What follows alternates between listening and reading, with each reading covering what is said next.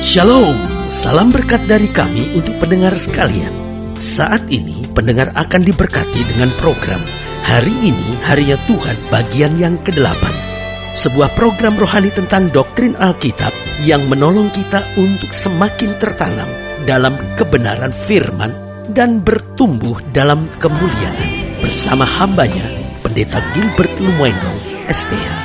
Banyak orang merasa doktrin Alkitab sebagai sesuatu yang membingungkan. Tetapi tahukah saudara bahwa doktrin Alkitab intinya adalah memahami Alkitab dengan benar, dengan pemahaman yang sistematis, sehingga kita terus dapat tertanam di dalam kebenaran firman, sehingga kita terus bertumbuh di dalam kemuliaan Allah.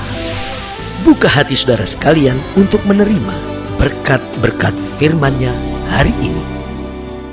Salah satu persoalan yang berbahaya dalam dunia hari-hari ini adalah ketidaksetiaan. Di mana-mana kita jumpai ketidaksetiaan dalam pergaulan, misalnya di tengah-tengah keluarga, bahkan yang lebih parah kita lihat di tengah gereja, kita lihat di tengah bangsa dan negara, adanya orang-orang yang tidak setia. Dan ini menjadi persoalan yang berbahaya. Kenapa? Karena berakibat yang pertama, banyak rumah tangga mengalami kegoncangan rumah tangga, bukan sekedar karena persoalan ekonomi. Karena persoalan ekonomi seberat apapun, ketika suami dan istri masing-masing setia, pasti ada jalan keluar. Karena Alkitab berkata, dua orang sepakat meminta apapun, Tuhan mengabulkannya dari sorga. Tetapi ketika di dalam keluarga masing-masing sudah tidak setia, ini yang mendatangkan persoalan yang sangat berbahaya, sehingga banyak rumah tangga mengalami kegoncangan. Dan ketika rumah tangga mengalami kegoncangan, pasti anak-anak goncang, dan yang berakibat kemudian generasi goncang.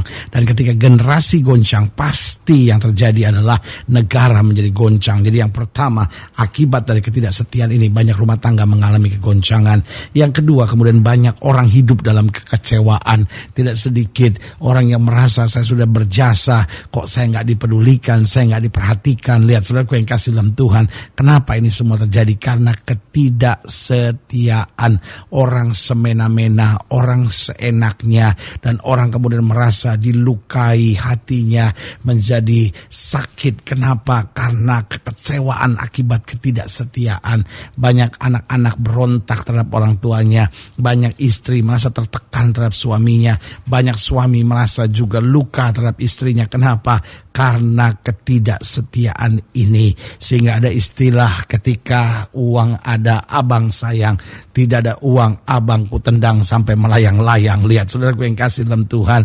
Jadi akibat dari ketidaksetiaan, banyak rumah tangga mengalami kegoncangan, banyak orang hidup dalam kekecewaan, dan kemudian banyak juga orang hidup dalam kepalsuan, banyak orang hidup dalam kemunafikan. Kenapa?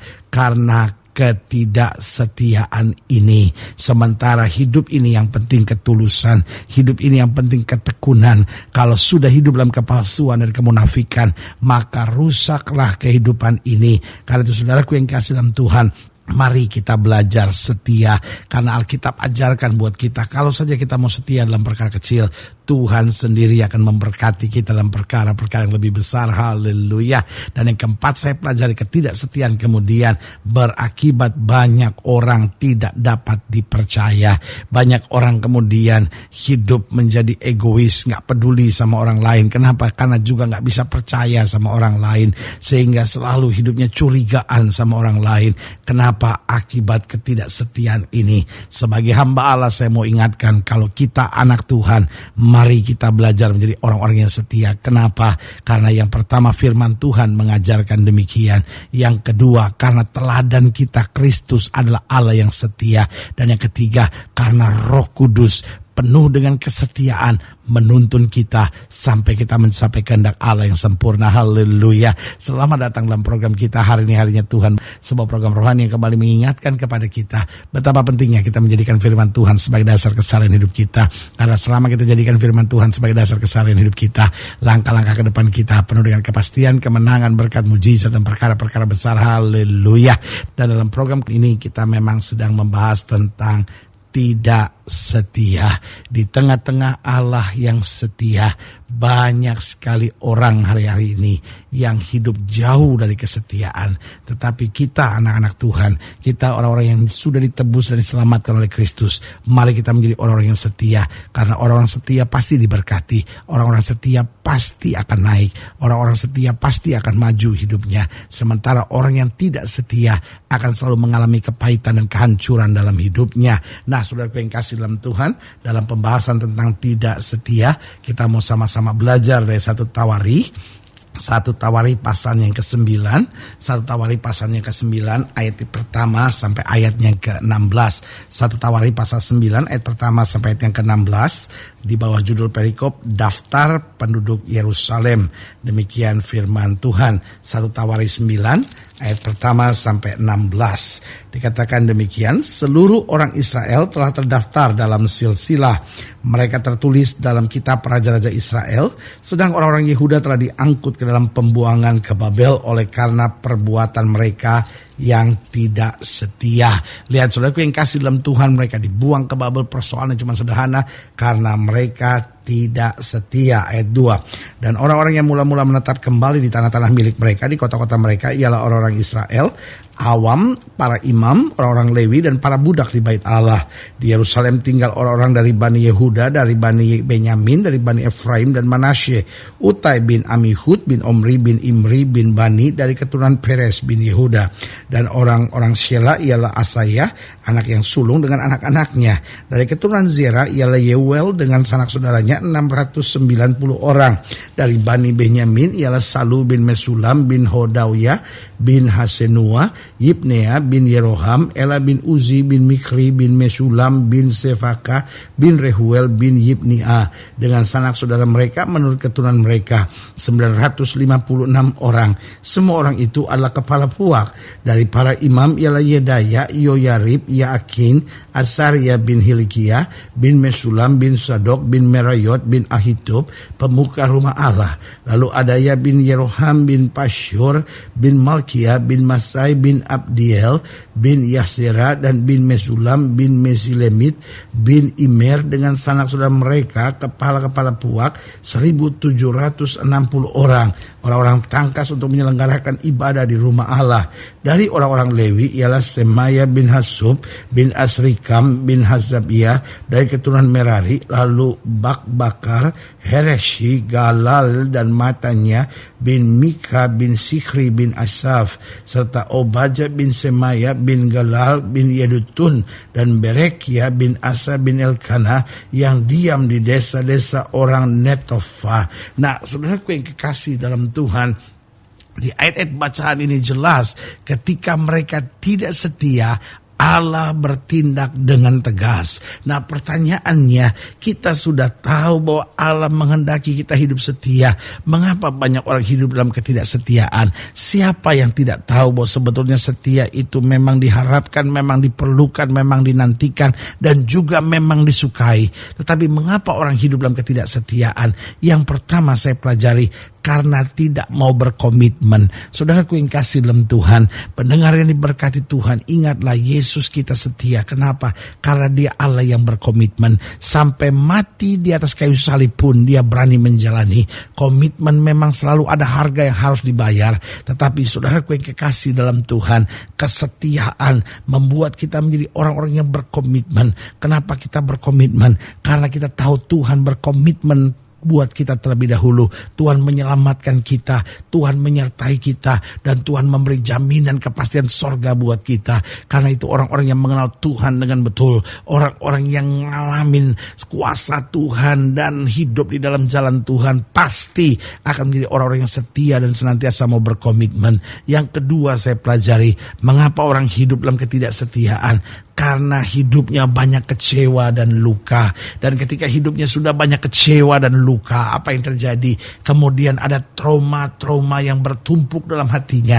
Itu yang mengakibatkan ketidaksetiaan. Nah, saudaraku yang kekasih dalam Tuhan, di dalam Kristus kita tidak perlu menyimpan dendam, kita tidak perlu menyimpan kecewa, kita tidak perlu menyimpan luka. Karena Kristus sendiri yang berkata, "Mari kamu yang letih lesu dan berbeban berat, Aku akan memberi kelegaan kepadamu. Berarti tidak ada alasan untuk kita tidak setia.